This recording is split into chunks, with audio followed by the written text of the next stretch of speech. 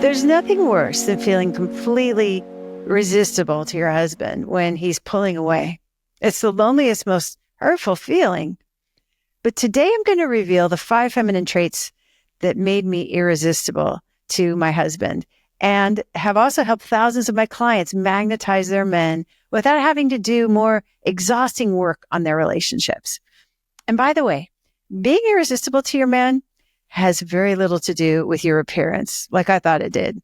It was more about knowing these 5 feminine traits that husbands can't resist. They're free, they work fast, and you can start experimenting with them today if you're feeling brave. Especially number 5, which is pretty much the definition of what it means to be feminine, which is what men are fundamentally attracted to. Because honestly, it takes a little courage to be feminine and desirable. Remember how nervous you were when you were falling in love? It's a lot like that. But fortune favors the brave. And I already know you're pretty brave because I've been reading your comments and I see you practicing the 6 intimacy skills, taking some risks to strengthen your relationship, to make it shiny. And I just want to say, I admire that. You're my people. And I appreciate you. If you weren't so into this, I wouldn't get to make videos about how to make your relationship playful and passionate. So thanks for being here and connecting and commenting, especially for letting me know I'm not the only one who said all those embarrassing things, thinking I was setting boundaries that I talked about in that video. I felt the love and it means a lot to me. So here are the 5 feminine traits that husbands can't resist. Number 1 is emotional brilliance. So there was this study at the University of Toronto that I hope you're sitting down when I tell you this. They found out that women are more emotional than men. Shocking, right? So there's some research money that was well spent. Emotional brilliance. So now I had it backward. In my marriage, I was asking John how he felt. And what I thought he was going to say, what I was hoping he would say is, I feel more in love with you than anyone has ever felt before. Or I feel like I'm with the most wonderful, beautiful, amazing woman in the world. But he never said that. He actually would say things. I'd say, how do you feel? And he'd say, hungry. Or he'd say, with my hands. But I had it all wrong. So I'm the one who's emotionally brilliant in this relationship. And my relationship needs that emotional brilliance to function well. I can't outsource it to him. So now I know that things will go a lot better if I tune into how I'm feeling instead of asking him how he's feeling. He doesn't even want to talk about that. So for instance, let's say, just hypothetically, let's say you were nervous about something at work. Like maybe you were trying to be a good video presenter so that you could reach more women who want to practice the 6 intimacy skills to fix their relationships on YouTube. And you were scared that you might not be able to cut it in video because you think of yourself as a writer and not a whatever this is that I'm doing right now. Not that I know anybody like that. I'm just saying hypothetically. Okay, but let's say you felt that way and you wanted to be feminine and you want to be irresistible, right? So instead of saying, how do you feel? You would share your feelings about that. Like, I'm nervous that I'm never going to be good at communicating on video and just being myself and also explaining things the right way so that women get inspired to experiment with the intimacy skills to have playful, passionate marriages. Because when I feel nervous and I share it vulnerably, it turns out my husband becomes a cruise missile whose mission is to comfort and support me. Like, boom! I can always feel when that's happening. And it's the best feeling to be so loved, even when I'm pretty much falling apart. So, not to brag, but I seem to be the emotionally brilliant one in this relationship. And if you're a woman, then guess what? You are too. So instead of asking him how he feels, consider turning that question onto yourself and expressing how you feel. You genius, you. The second feminine trait that my husband can't resist is my magnetism. Like when we first met and I was so magnetic, he struck up a conversation. He asked me out and then he wanted to kiss me and then some. And he even wanted to marry me. And I didn't have to do a thing to cause this. I just was magnetic. But then something happened to make me a lot less magnetic, which I'll tell you about. And he was not trying to kiss me at all. He was avoiding me. And I really missed that powerful feeling of knowing he was so attracted to me and he was acting on it. So that was discouraging and lonely. So I pointed out that he needed to give me more affection and attention because maybe he just forgot to be affectionate. What could be more irresistible than someone telling you that you're not affectionate enough to them, right? Well, it turns out a lot of things. And as Catherine Aird says, if you can't be a good example, you'll just have to be a horrible warning.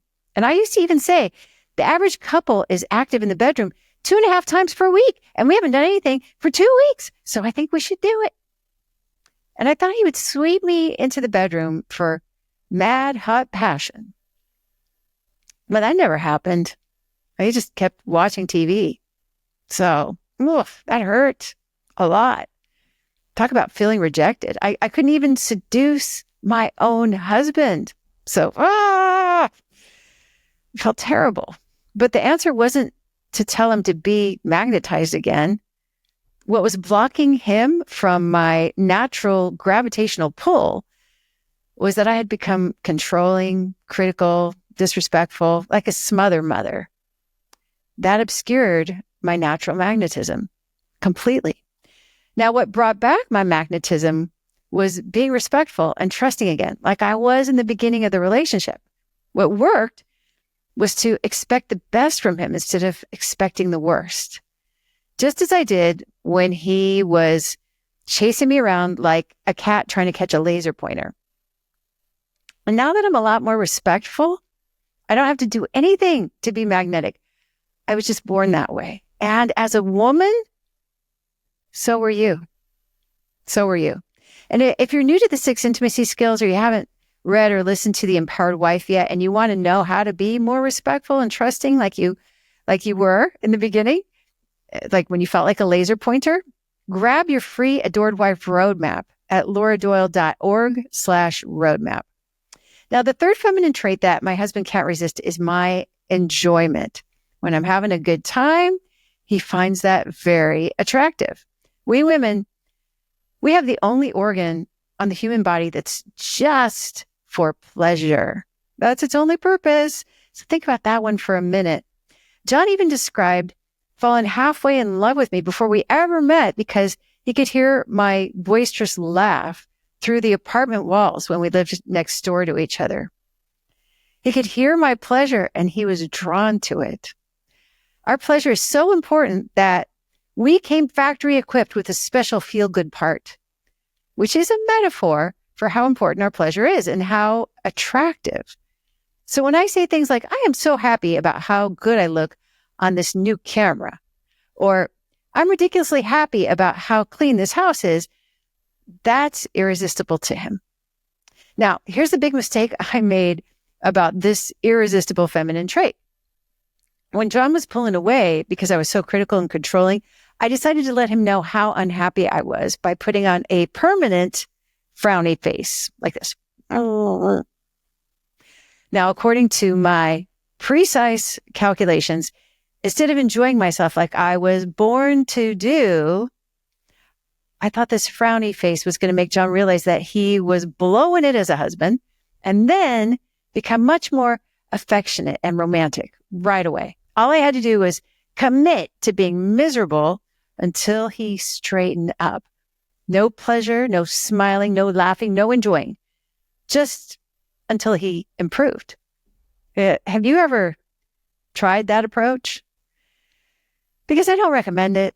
It never worked.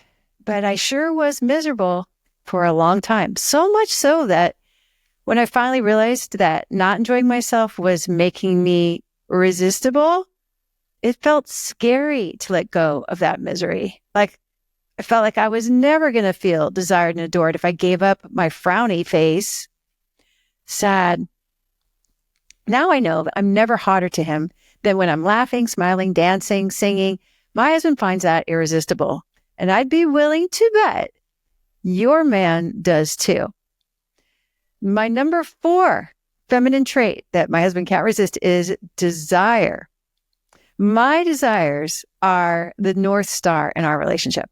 My husband puts my desires into his GPS and off we go in that direction. That becomes his purpose. My husband wants to be a hero. He's kind of bummed he couldn't be in World War II because he wasn't born yet. But he can fix my flat tire even though it's raining, or go to the store because I want a banana, or he could put the laundry away or fix the TV streaming thing so that I can see my show. And then I'm delighted. And he might as well have gotten a Congressional Medal of Honor. That's how much he likes it. So my job is to know what it is I desire specifically. Because without that, we're both stuck with nothing to put in the GPS. Remember that line from the movie My Big Fat Greek Wedding, where she says, the man is the head of the family, but the woman is the neck, and she can turn the head any direction she wants. I mean, it was something like that anyway. Well, now, if I don't want anything, then first of all, I'm being dishonest, which is very resistible because I want lots of things. And so do the thousands of women that I've worked with. That's just part of being alive. We want vacations and makeup and tacos and plants and new towels and car washes and clean garages and to get the book and The Empowered Wife into the hands of more women who want to fix their marriages. Okay, so that's me that I'm thinking of. Those are some of my desires, but I bet you have a bunch too. And if you don't know what those desires are, it's very resistible.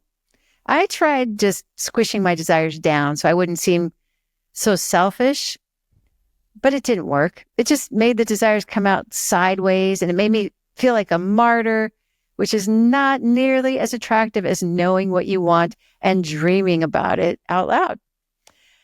The 5th feminine trait that my husband finds irresistible is receptivity. If I want to be irresistible and feminine, I remind myself to be receptive to my husband's gifts, his compliments, help, his apologies, his special treatment.